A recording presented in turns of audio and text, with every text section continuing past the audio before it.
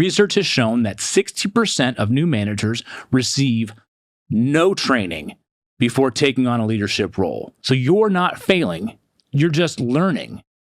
Step back into something brand spanking new and you're learning how to do it. So give yourself permission to feel overwhelmed. Give yourself permission to feel the stress of leading a team of people. That's not weakness, it's growth. When you have the permission, you give yourself permission and acknowledge those feelings and you connect it to a why, which is most likely your sense of purpose and your sense of desire to do good as a leader, then you can take that combination of acknowledging a feeling, connecting it to a situation, and then do something about it. You can put it into an action plan. So I remember the very first team that I led when I left the military. I was working at a distribution center for a retail company, Fortune 500 company, and I thought I knew what it meant to lead people. I've led people in the military. I got out. I was a lieutenant.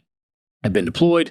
I've led a couple different teams under my belt at this point in time in my career. And I get to a distribution center and I had to learn relationships with peers, and not everybody there was a veteran or had been in the military. In fact, I was probably just among 10% of people who may have been. I didn't understand the operation. It was my first time working in distribution and supply chain logistics, and the company culture was different than the military culture.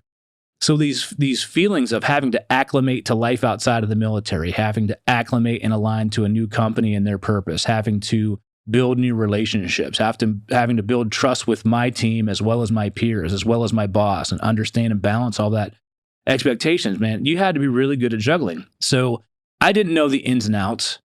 What I did was I took a step back and I remembered and I reflected on what made me successful my first time leading a team in the military.